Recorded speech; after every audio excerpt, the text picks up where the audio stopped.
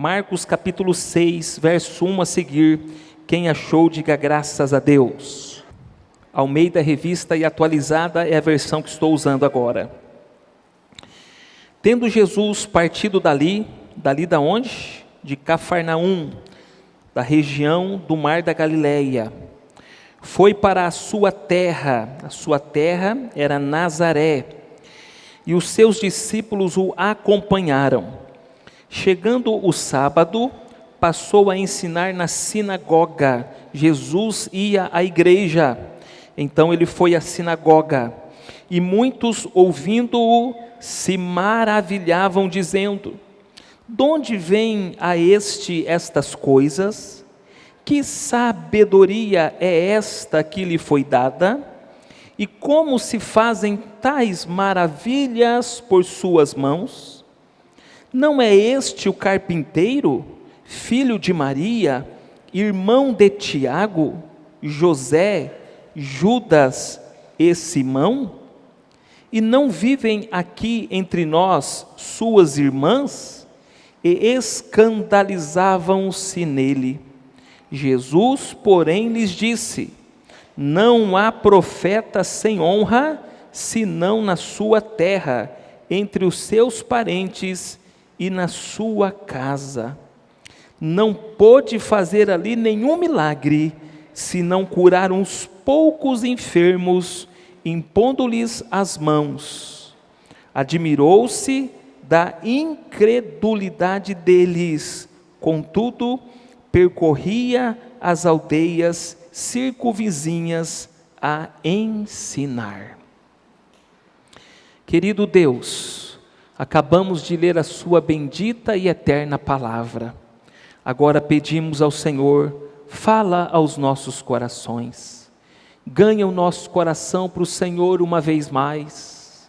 Que o Teu Espírito Santo, Senhor, possa abrir os nossos olhos espirituais, os nossos ouvidos espirituais, que haja edificação neste momento, Pai, de acordo com a pregação, a ministração, a exposição da Tua palavra. Em nome de Jesus, eu me lembro dos colegas ministeriais, sejam eles pastores, missionários, presbíteros, obreiros e obreiras na seara do Senhor, que já estão pregando ou que pregarão daqui a pouco em outros lugares, no Brasil e no mundo, Senhor. Que o Senhor tenha misericórdia da Tua igreja, Pai, e que o Senhor faça uma obra gloriosa para o louvor do Teu nome, é que nós oramos. Amém, Senhor. Hoje eu queria falar um pouquinho sobre incredulidade espiritual, tá bom? Incredulidade espiritual. Deixa eu perguntar, quantas pessoas são naturais aqui de Maringá? Dá um sinalzinho com a sua mão. Olha, muita gente maringaense, graças a Deus. Quantas pessoas são naturais de outra região? Dá um sinalzinho com a sua mão. Nossa, bastante gente também. Que bom, que bom. No início desse ano, nas minhas férias, eu pude voltar à minha cidade natal, Campo Grande, Mato Grosso do Sul, onde eu vivi até os 20 anos. Depois fui para Cianorte estudar no seminário, fiquei lá 16 anos no seminário, primeiro como aluno, depois como professor, pastor residente. Pastoreei minha primeira igreja lá, como pastor auxiliar na segunda igreja, e depois vim para Maringá. Hoje eu tenho 45 anos, então estou mais tempo no Paraná do que no Mato Grosso do Sul. Mas voltar aos lugares da nossa origem, voltar ao nosso lugar onde passamos a infância, onde passamos a adolescência, uma parte da juventude, é lembrar as fases das nossas vidas, é lembrar de muitas coisas, é como se nós estivéssemos voltando às nossas raízes. Isso é muito bom, muito bom. se lembrar de onde Deus nos tirou e o que Deus fez e está fazendo nas nossas vidas. Voltar às nossas raízes é lembrar de momentos bons e de momentos ruins, dos altos e baixos que vivemos naquele lugar, de pessoas que nos fizeram bem e de pessoas que também nos fizeram mal. É revisitar a nossa memória. É como que se um filme de longa-metragem passasse pela nossa memória. É rever amigos, rever colegas, rever vizinhos. É muito bom. É matar a saudade, sanar a saudade de pessoas que há muito nós não nos víamos, mas também é sentir saudades daqueles que já partiram para a eternidade. Voltar à sua terra natal, voltar ao seu lugar de origem. Muito embora Jesus tenha nascido em Belém, Jesus, ele foi criado em Nazaré.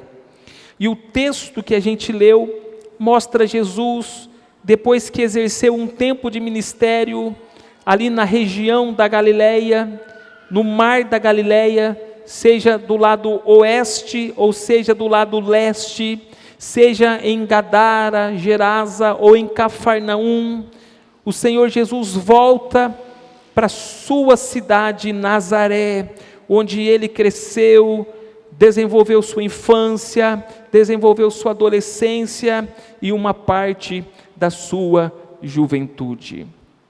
O que nos chama a atenção, de uma maneira assim, muito extraordinária até, é a ênfase que o evangelista Marcos dá na recepção de Jesus. O texto mostra para nós que Jesus, ele foi rejeitado pelas pessoas da cidade. A cidade não era muito grande, uma cidade pequena, todo mundo conhecia todo mundo, mas o texto diz para nós, e os outros evangelhos sinóticos também mostram para nós, que Jesus é rejeitado pelas pessoas do seu convívio normal, pelos seus familiares e pelos seus parentes. Jesus, ele é rejeitado. E por que Jesus é rejeitado? O texto deixa claro para nós que a rejeição de Jesus é por causa de uma palavrinha, a incredulidade. Havia uma incredulidade no coração destas pessoas, a sociedade, a família de Jesus e os parentes de Jesus, por causa da incredulidade. O texto dá uma ênfase no versículo de número 6, onde mostra que o próprio Jesus, ele ficou admirado por ver a incredulidade daquelas pessoas. Interessante, meu professor no mestrado, que já está com o Senhor, Dr. Carlos Oswaldo Cardoso Pinto, ele dizia que em todo o Novo Testamento só aparece duas coisas que fizeram com que Jesus se admirasse. A primeira delas é quando aquele homem, aquele centurião, ele vai até o Senhor Jesus e pede para que o Senhor Jesus cure o seu servo. E o Senhor Jesus quer ir com aquele homem. E aquele homem diz: não, Senhor, não precisa ir comigo. Eu reconheço a sua autoridade e eu sei que se o Senhor liberar uma palavra aqui, aonde nós estamos, o meu servo será curado lá, aonde ele está. Então o evangelista informa que Jesus ficou admirado com a fé daquele homem. E o Senhor Jesus diz então: uau, eu nunca vi uma fé como esta em todo o Israel. Se por um lado, o que causa admiração em Jesus é uma fé vibrante, uma fé firme, uma fé cheia de convicção, uma fé forte. Por outro lado, no outro extremo, o que causa admiração em Jesus também, é Ele fazer tantas coisas e mesmo assim as pessoas endurecerem o coração e demonstrarem a sua incredulidade. Querida igreja do Senhor, amado ouvinte da palavra de Deus, a incredulidade é uma cegueira espiritual que impede as pessoas de reconhecerem quem é Jesus. Essa é a mensagem central que eu quero repartir com vocês nesta noite. E é interessante caminhar nessa sequência de pregações expositivas, porque no capítulo 5, a gente acabou de aprender, no versículo 21 até o 43, que existia uma mulher repleta de fé, que existia um homem também, o pai daquela menina de 12 anos, que também era um homem com muita fé. E aí, quando você acompanha esse relato, você diz assim, não, o capítulo 6 vai começar com coisas mais extraordinárias ainda, com coisas mais maravilhosas ainda, porque Jesus, ele acabou de ser apresentado para nós como aquele que tem, no capítulo de número 4, poder sobre a natureza, sobre a tempestade. Jesus tem poder sobre os demônios, Jesus tem poder sobre a enfermidade, Jesus tem poder sobre a morte. Esse Jesus é poderoso demais. Como é que pode ter gente que não acredita em Jesus? E é isso que o evangelista Marcos quer mostrar para nós. Mesmo Jesus sendo quem Ele é, mesmo Jesus sendo o que a Bíblia diz que Ele é, o que o evangelista está apresentando quem Ele é, mesmo assim, pessoas, por causa da incredulidade, não se entregarão aos cuidados, não confiarão, não crerão na pessoa do Senhor Jesus. Acompanhe comigo nesta noite duas verdades sobre a incredulidade. Duas verdades. Primeira delas, a incredulidade, ela admira os atos ministeriais de Jesus, mas não os recebe. Versículo 1 e 2. Então, a primeira verdade é que a incredulidade, ela a incredulidade, ela admira os atos ministeriais de Jesus, mas não os recebe, não os acolhe no coração. Versículo 1, tendo Jesus partido dali, ele estava em Cafarnaum, na região beira-mar, mar da Galileia, ele foi para a sua terra era Nazaré, e os seus discípulos, como sempre, estavam acompanhando ele. No versículo 2 agora, chegou o sábado, possivelmente havia passado uma semana, chegou o sábado e Jesus foi ensinar na sinagoga. Marcos, ele é muito rápido, ele é muito objetivo, ele não quer nos dar muitos detalhes, mas eu queria mostrar para vocês que a temperatura está mais alta do que a gente pode imaginar. E quem mostra essa temperatura febril e assustadora é o evangelista Lucas, no capítulo de número 4. Abre, por favor, Lucas capítulo 4, porque Lucas capítulo 4 vai mostrar para nós a pregação de Jesus. O que Jesus fez que causou assim, um impacto naquela oportunidade. Lucas capítulo 4, verso 16. Verso 16.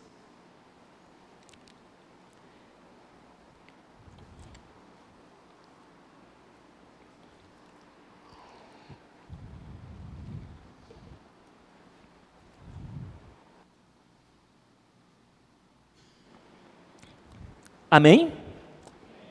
Encontraram, amém?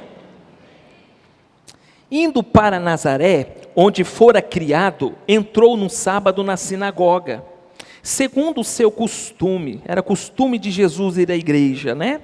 A igreja de Jesus naquela época era a sinagoga. E levantou-se para ler. Então Jesus foi convidado para ensinar naquele culto, naquele sábado. Então o ângelos, que era o auxiliar, que pegava o rolo do livro, que pegava a Bíblia, para que o ministrante fizesse ali a sua pregação, o seu ensino. Esse ângelos, esse auxiliar, ele pega o livro do profeta Isaías, e ele abre o livro, e achou o lugar onde estava escrito. O que estava escrito lá? Verso 18.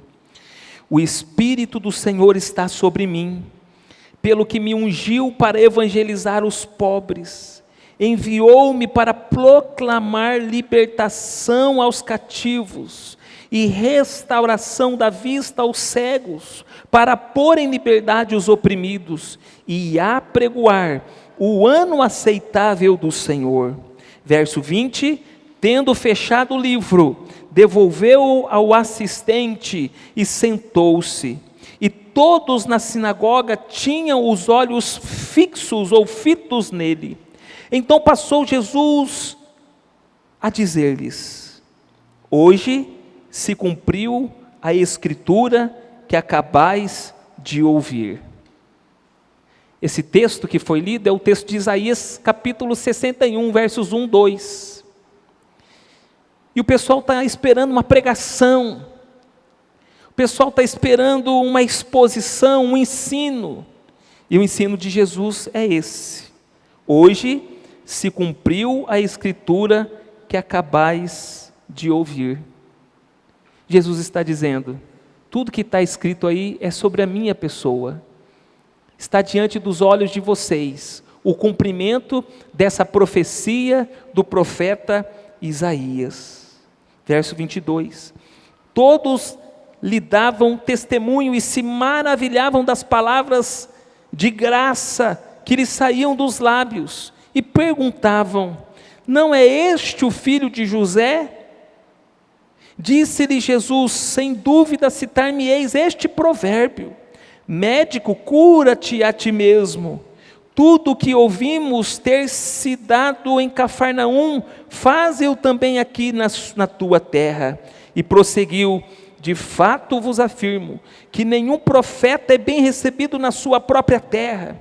Na verdade vos digo, que muitas viúvas havia em Israel no tempo de Elias, quando o céu se fechou por 3 anos e 6 meses, reinando grande fome em toda a terra, e a nenhuma delas foi Elias enviado, senão a uma viúva de Sarepta de Sedom. Havia ali também muitos leprosos em Israel nos dias do profeta Eliseu, e nenhum deles foi purificado, senão Naamã, o Sírio. Todos na sinagoga, ouvindo estas coisas, se encheram de ira, e levantando-se, expulsaram-no da cidade, e o levaram até o cimo do monte sobre o qual estava edificada a cidade, para de lá o precipitarem abaixo. Jesus, porém, passando por eles, retirou-se. Volta para Marcos capítulo 6. Queridos irmãos e irmãs, esses 2 versículos mostram para nós que as pessoas da cidade, as pessoas da sinagoga, os parentes de Jesus, os familiares de Jesus, eles admiram os atos ministeriais de Jesus, eles ficam maravilhados, diz o versículo 2, e aí eles começam então a perguntar: de onde vêm estas coisas? Que sabedoria é esta que lhe foi dada? E como se fazem tais maravilhas por suas mãos? Cidade pequena, lembra disso? Nazaré, todo mundo sabe da vida de todo mundo. trazendo para o nosso contexto brasileiro, é como se Jesus crescesse ali, jogando bola com as crianças na rua, brincando de esconde-esconde, fazendo o lanche da tarde na casa da vizinha, na casa de um familiar. Jesus cresceu até os 30 anos como uma pessoa absolutamente normal, comum. Ninguém que olhasse para Jesus dizia: Jesus é o Messias, Jesus é o Filho de Deus. Uma vida absolutamente normal, conforme vai continuar dizendo o versículo 3, não é este o carpinteiro? Jesus aprendeu com José, uma profissão, ele era carpinteiro. As pessoas olhavam para Jesus agora no início do seu ministério, que começou depois do batismo, quando ele recebeu a unção do Espírito Santo, a presença do Espírito Santo, para realizar o seu ministério. E agora coisas sobrenaturais estão acontecendo, o ministério dele está se cumprindo, as profecias, não todas, mas as profecias do Antigo Testamento estão se cumprindo sobre a vida dele. E aí as vizinhas começam a conversar uma com a outra, mas esse Jesus aí, o filho da Maria, lá em Lucas, o filho de José, você já vai entender isso daqui a pouquinho, ele não é aquele que arrumou o seu guarda-roupa, que estava estragado, com a porta lá estragada? É ele mesmo. Pois é, ele foi lá em casa também, arrumou o armário da cozinha lá de casa. Mas esse Jesus, de onde que vem tanta sabedoria? Tudo que ele aprendeu na escola, ali na sinagoga. Então as pessoas estão admiradas. E elas também estão escandalizadas, como a gente vai ver daqui a pouco.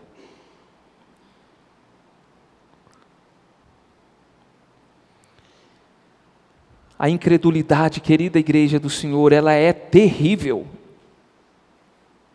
Você vê, você se encanta, você admira, mas você não se entrega. Você não acolhe aquilo no seu coração. Você não recebe aquilo no seu coração. Isso acontece muito nas escolas de teologia liberais, onde elas olham para a palavra de Deus como um livro qualquer, um livro de religião. Você sabe que a Bíblia, ela tem dois aspectos. Ela tem um aspecto humano, e por isso ela precisa ser livro como qualquer outro livro. Quando eu olho para a Bíblia, e eu não entendo uma palavra, eu não preciso orar para o Espírito Santo. Espírito Santo, o que significa essa palavra? Não, eu pego o dicionário e vejo o que significa aquela palavra. Esse é o lado humano da Bíblia. Mas a Bíblia também, ela foi inspirada por Deus, pelo Espírito Santo. E aí quando eu leio a Bíblia gera fé no meu coração, se o meu coração estiver aberto. A Bíblia mostra promessas que Deus tem para a sua igreja, para a sua vida, para a sua família. E quando eu vejo estas promessas, então eu digo para o Senhor: Senhor, se cumpre essas promessas na minha vida. Cumpre essas promessas na vida da igreja, nas famílias da igreja. Quando eu leio a Bíblia, e a Bíblia aponta alguns pecados que nós cometemos, então eu creio que aquilo é para mim, e eu confesso a Deus: Senhor, eu estou fazendo isso errado, a tua Bíblia, a tua palavra diz que isso é errado. Eu quero confessar ao Senhor, pedir a sua misericórdia, a sua ajuda, a sua graça, para eu poder honrar o teu nome aqui na terra. Mas a incredulidade não deixa as pessoas acreditarem nisso. Elas olham como um registro apenas humano. E é isso que está acontecendo. Uma pessoa incrédula, ela faz uma dicotomia, ela faz uma separação entre aquilo que ela enxerga, entre aquilo que ela vê e entre aquilo que ela vai receber no coração dela. É assim, de novo, que Rudolf Bultmann, por exemplo, um teólogo liberal, ele olhava para Jesus. Ele não olhava para Jesus como o salvador da humanidade, como o salvador do homem, mas ele olhava para Jesus como um grande mestre.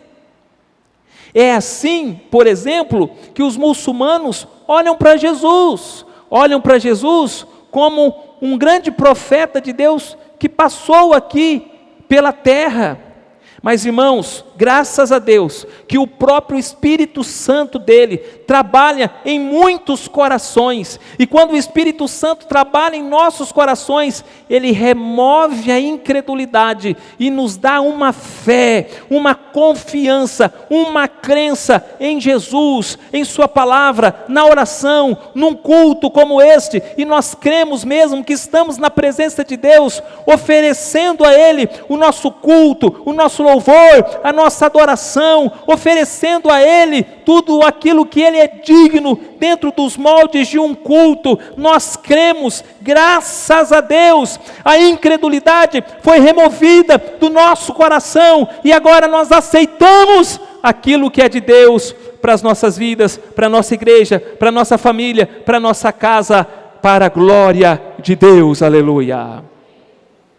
Não há essa dicotomia. Irmãos queridos, irmãos amados, há um livro muito bom da editora Vida Nova, que se chama A Teologia da Revelação Bíblica.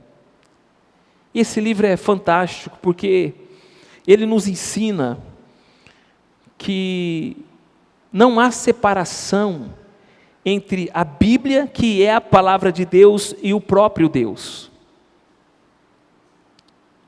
E quando eu tento fazer esse divórcio entre esse livro e entre a pessoa de Deus, é porque ainda existem vestígios de incredulidade no meu coração.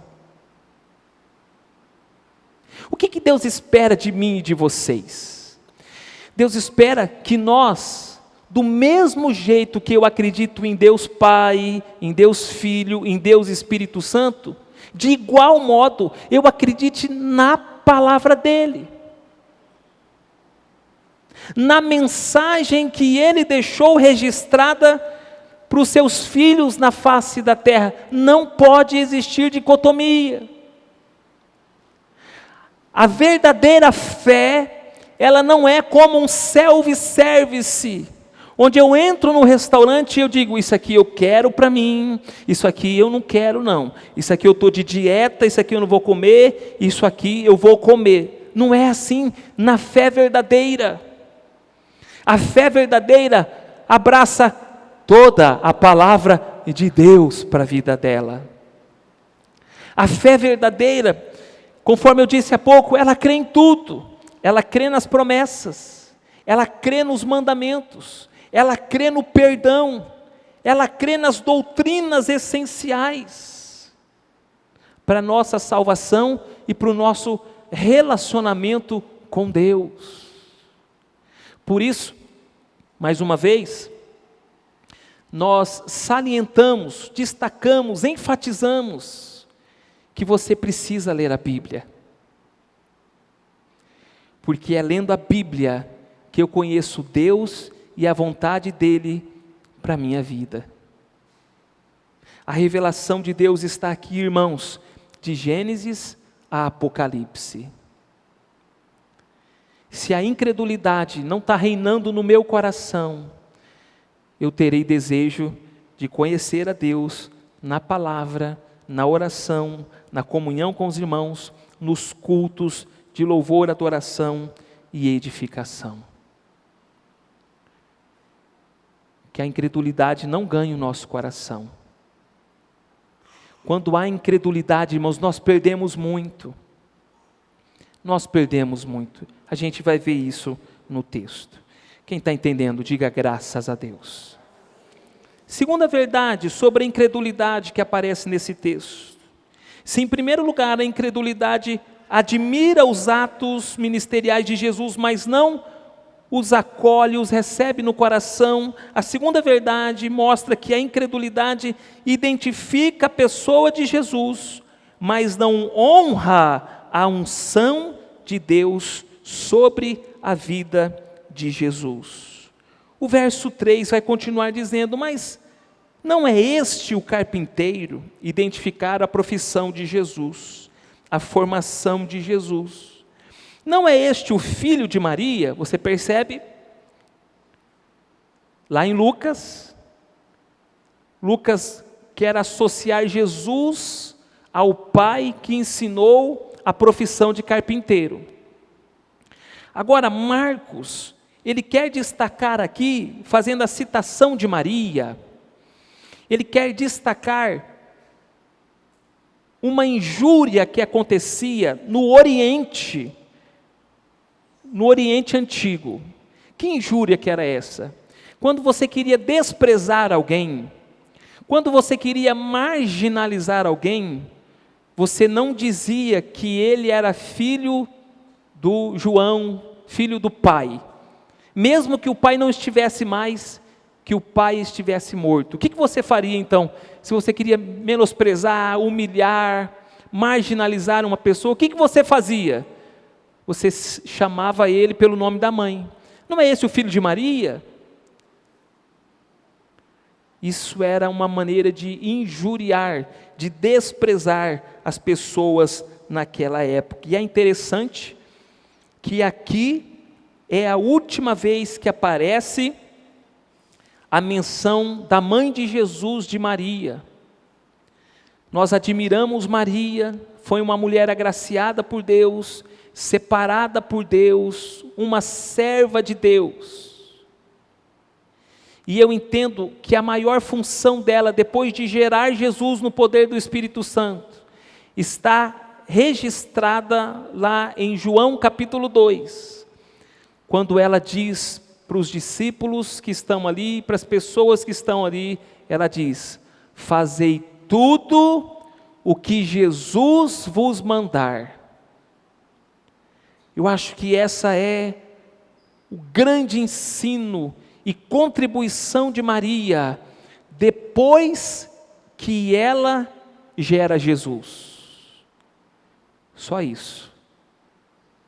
A Bíblia vai dizer em Deuteronômio, que é um pecado contra Deus, nós orarmos para os mortos, que Deus não se agrada que nós façamos orações para as pessoas que já morreram, isso é um pecado. Mas Maria é mencionada aqui, com esse objetivo que eu acabei de citar para vocês. O evangelista Marcos continua mostrando que estas pessoas identificavam a pessoa de Jesus, carpinteiro, filho de Maria, irmão de Tiago, José, Judas e Simão. Interessante, os irmãos de Jesus. Mateus capítulo 2, diz que José não conheceu Maria intimamente, até que Jesus nascesse. Depois que Jesus nasceu, meu irmão, ele cumpriu o papel dele de homem, e ele teve relacionamento com Maria. Então, a partir dali, Maria não era mais a Virgem Maria.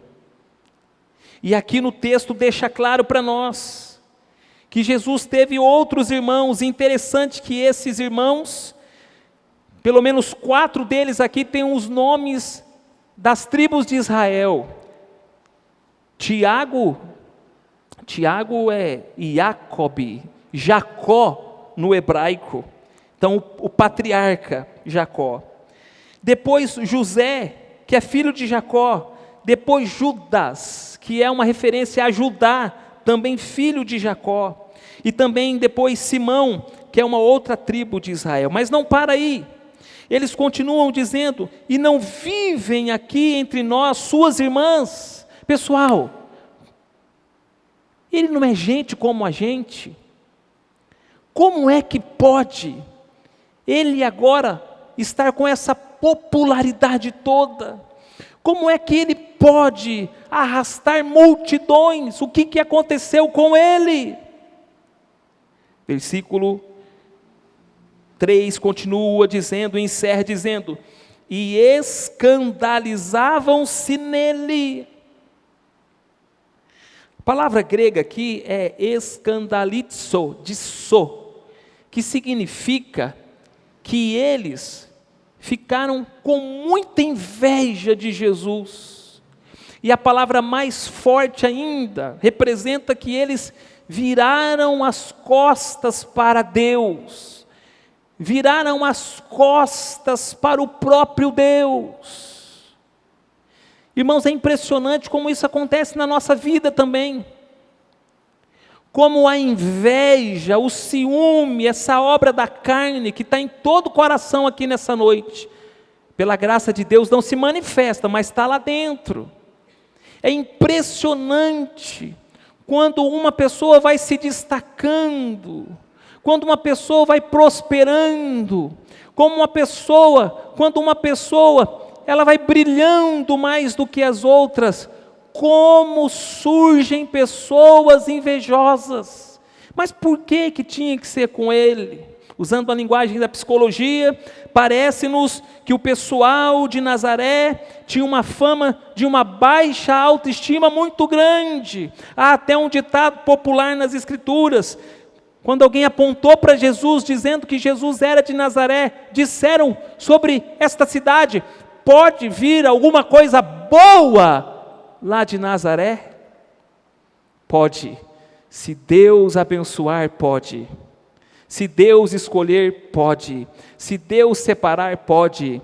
Pode vir alguma coisa boa da sua família? Pode. Se Deus abençoar, se Deus separar, pode sim. Pode vir alguma coisa boa da sua parentela. Ah, pastor, mas a minha família tem uma história de desgraça, tem uma história de coisas ruins que aconteceram. Pastor, tem uma maldição hereditária que acompanha a minha família. Ninguém avança, ninguém prospera, ninguém cresce, ninguém brilha. Oh, meu irmão, minha irmã, quando nós entregamos a nossa vida a Jesus, toda maldição hereditária cai por terra. E se Deus escolheu você, se Deus separou você, se Deus chamou você, você já é uma pessoa especial, aleluia. Pode vir alguma coisa boa de Nazaré? Pode, se Deus chamar, se Deus abençoar, se Deus escolher, pode vir sim alguma coisa boa de lá, aleluia. Agora, irmãos, quando a gente olha para o contexto todo de Marcos, ele está amarradinho, Marcos, né? As coisas estão juntas aqui, e a gente volta lá para o capítulo 4, volta para o capítulo 4, por favor. Capítulo 4, versículo 17, onde Jesus está explicando a parábola do semeador.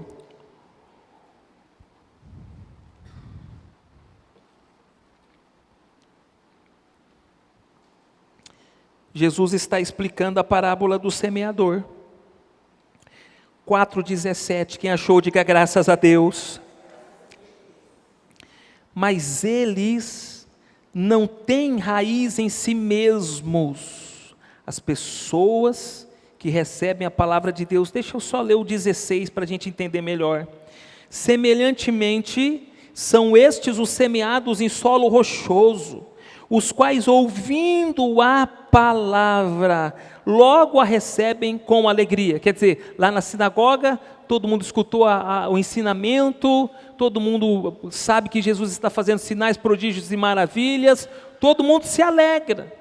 Mas de repente, diz o versículo 17, mas eles não têm raiz em si mesmos, sendo antes de pouca duração, em lhes chegando a angústia ou a perseguição, por causa da palavra, logo se escandalizam. Marcos está fazendo para nós uma aplicação prática da mensagem de Jesus, a parábola do semeador, aqui nesse capítulo 6, versos 1 e versos 1 a 6.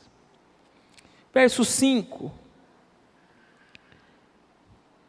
Não pôde fazer ali em Nazaré, nenhum milagre. Marcos estava falando, Jesus não fez nada lá, nenhum milagre.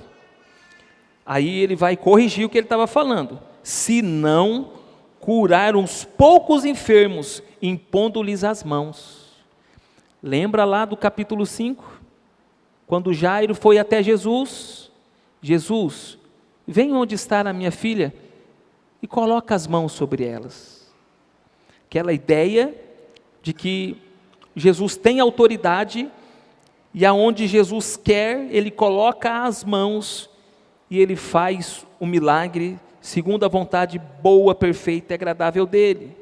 Agora nós precisamos tomar cuidado com o verso 5, porque dá para entender numa leitura rápida, que quando as pessoas não acreditam em Jesus, Jesus fica impossibilitado de operar milagres. O versículo diz que ele não pôde fazer ali nenhum milagre. Por que Jesus não fez nenhum milagre? Ele fez alguns, o texto está dizendo, mas na primeira parte do versículo, por causa da incredulidade. Mas significa que ele ficou sem poder? De jeito nenhum. Significa que de Gênesis a Apocalipse, quando as pessoas não acreditam em Deus, não acreditam na palavra de Deus, naturalmente vem um juízo da parte de Deus para a vida destas pessoas. Por isso, as pessoas que não acreditam em Jesus, que não creem em Jesus, na obra da vida, da morte, da ressurreição de Jesus, Deus preparou um lugar para elas. Se elas não querem viver aqui com Deus por meio de Jesus, então na eternidade Deus vai atender estas pessoas, preparando um lugar para aquelas pessoas que não creram em Jesus. Hoje esse lugar é um inferno, quando as pessoas morrem aqui, sem entregar a vida para Jesus, sem receber o perdão de Jesus, não acreditando na obra da cruz do Calvário. Então Deus justo, Deus perfeito, Deus santo, leva essas pessoas para um lugar onde ninguém crê, que por enquanto é o inferno. Depois vem o juízo final, e depois do julgamento final, será o lago de fogo, onde estará Satanás, todos os espíritos malignos que são os anjos caídos, e por fim, todos aqueles que não creram em Jesus Cristo. Queridos irmãos e irmãs, sejam os incrédulos, ou seja nós que somos crentes, mas que por alguma razão a gente diminuiu a nossa fé, a nossa crença em Jesus, sempre quando isso acontece, há algum prejuízo. Por isso, Marcos enfatiza, não pôde fazer ali nenhum milagre. Hoje à tarde eu tomei a liberdade, conhecendo o texto, de mandar na minha lista de transmissão 3 pedidos, e um desses pedidos era: prepare o seu coração para participar do culto. Quem recebeu? Levanta mais alto. Faz ginástica, levanta mais alto. Ó, tão bem, hein? Esticadinho aí. Porque é assim que os nossos pais da igreja nos ensinaram a servir Jesus. Eles diziam: no domingo, separa um tempo da tarde, para você preparar o seu coração, para você cultuar Deus à noite. E quando a gente prepara o nosso coração para cultuar Deus à noite, é mais ou menos a figura dos jogadores de futebol, que antes de entrar no campo, eles se aquecem, porque tem uma expectativa de vencer aquele jogo. quando nós preparamos o nosso coração para participar do culto, para prestar o nosso culto de louvor e de adoração, o nosso coração já vai se enchendo de fé.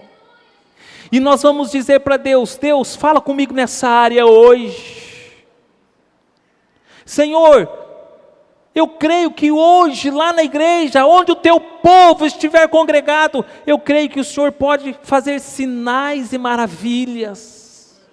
Senhor, preparando o meu coração aqui para o nosso culto à noite, eu quero pedir, Senhor, salva pessoas naquele lugar. Quando a gente prepara o nosso coração, a gente ora para Deus, a gente diz: Deus, envia pessoas para aquele lugar, para que pessoas sejam salvas, para que pessoas sejam abençoadas, para que pessoas sejam animadas, para que pessoas sejam restauradas, para que pessoas perdidas sejam encontradas pelo Senhor naquele lugar e fiquem ali naquele lugar, te adorando na beleza da tua santidade, aleluia. Então a gente foi ensinado assim, e eu estou passando para vocês aquilo que eu recebi. Mas irmãos, eu nem vou perguntar de semana passada, porque hoje eu tenho certeza que todos ouviram a voz do pastor e fizeram isso. Mas se eu perguntasse de semana passada, quantos de vocês, no domingo à tarde, se prepararam para o culto da noite? Então, quando a incredulidade de alguma forma vai ganhando o nosso coração, há prejuízo. Quais são os prejuízos? A ideia do texto, do avanço do texto, do capítulo 4, do capítulo 5, é que Jesus está fazendo coisas extraordinárias, sobrenaturais, coisas maravilhosas. Mas agora isso por um tempo foi rompido. E por que isso foi rompido? Porque existe um grupo de pessoas que não acreditava em Jesus. Honestamente, você ainda acredita que Jesus pode curar o seu filho? Você ainda acredita que Jesus pode restaurar um casamento? Você ainda acredita que Jesus pode salvar aquele parente mais doido, mais esquisito, mais esculhambado? Você acredita ainda que Jesus pode salvá-lo? Você ainda acredita que o Senhor Jesus pode libertar aquele seu vizinho drogado, aquele seu vizinho acorrentado, amarrado pelo pecado, aprisionado por Satanás? Mas já faz tanto tempo, eu já estou orando há tanto tempo e nada acontece. A incredulidade está entrando no seu coração, mas nesta noite o Senhor trouxe você aqui para que a sua fé fosse reavivada pelo poder da pregação, pelo poder da exposição bíblica, e você voltasse a crer nesse Jesus que pode fazer grandes coisas para a glória dele, aleluia. Nós precisamos voltar a crer. Com o passar do tempo, irmãos, é normal, a gente vai acostumando com as coisas. É mais um domingo, 6h30, tem gente que seja 6h40, tem gente que seja 10 para as 7, mas é 6h30 tem o culto. É mais um domingo. Não, é mais um domingo, mas o que Deus vai fazer nesse domingo é diferente do que Ele fez no domingo passado. E o que Ele vai fazer no outro domingo, se Ele não voltar, é diferente do que Ele está fazendo hoje. É nesse Cristo que nós cremos, é nesse Cristo que nós confiamos, um Cristo que está agindo, que está trabalhando em favor daqueles que nele confiam. Tem um texto maravilhoso do profeta Isaías, e ele diz assim: nunca com os olhos se viram, nem com os ouvidos se ouviram, um Deus como o Senhor, que trabalha em favor daqueles que nele confiam. Deus trabalha em favor daqueles que nele confiam. Queridos irmãos, o texto deixa claro para nós que há grande prejuízo quando a gente não crê, um prejuízo enorme. A gente podia olhar para a história de Israel e ver, quando o povo de Deus, ele não creu no Senhor Deus Altíssimo, eles foram disciplinados pelo Senhor.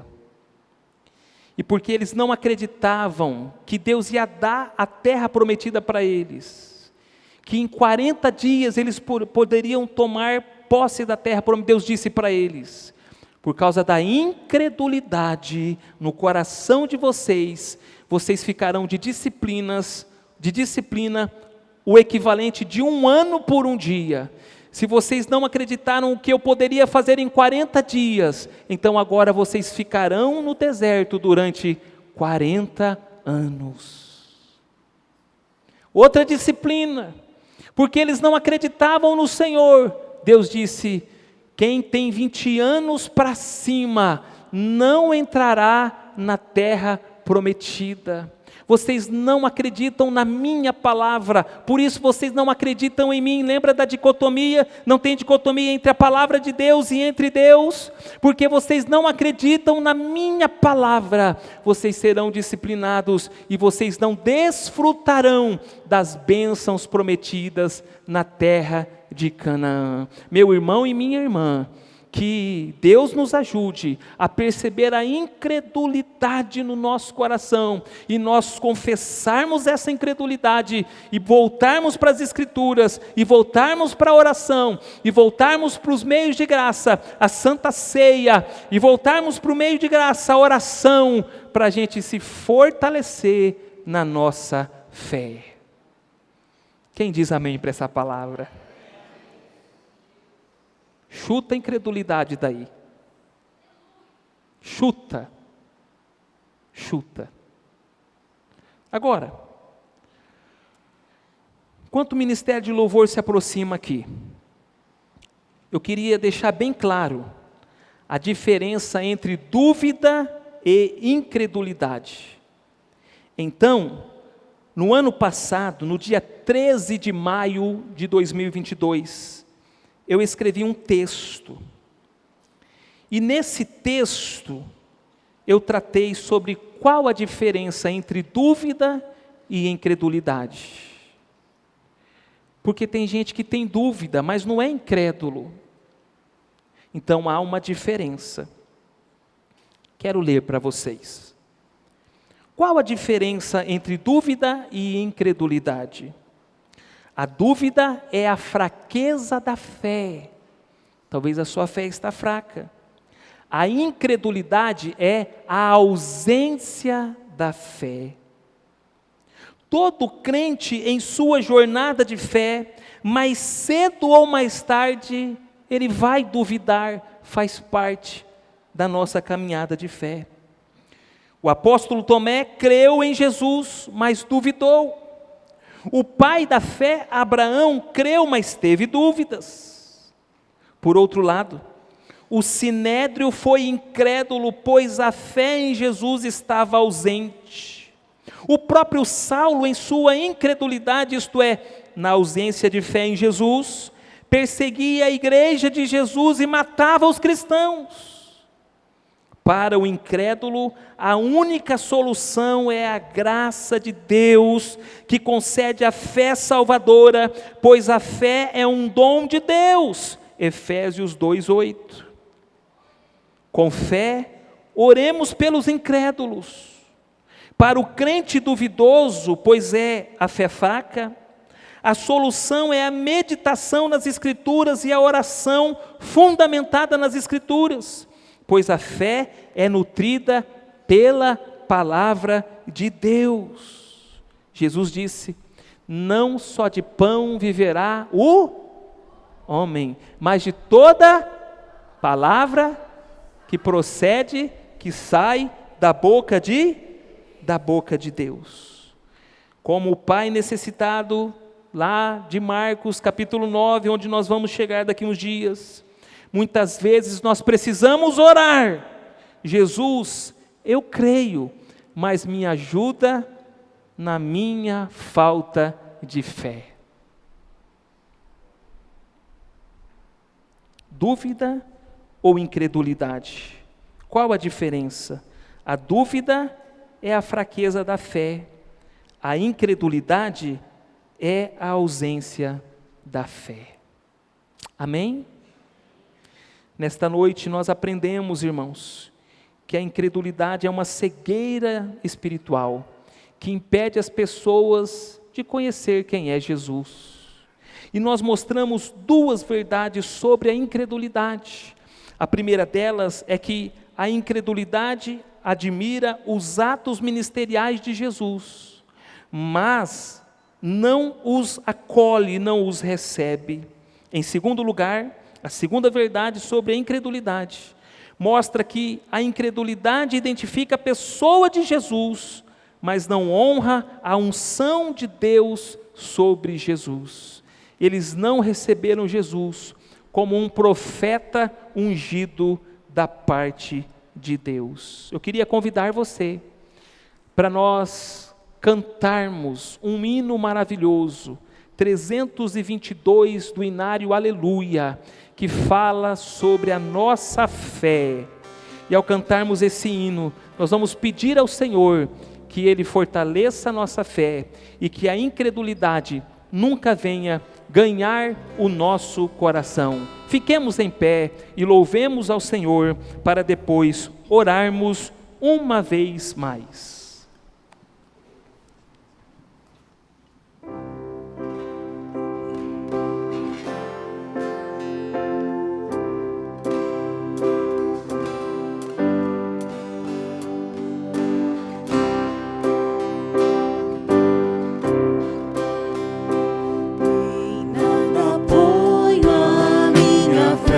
Senão na graça de Jesus, no sacrifício remidor, no sangue do bom Redentor.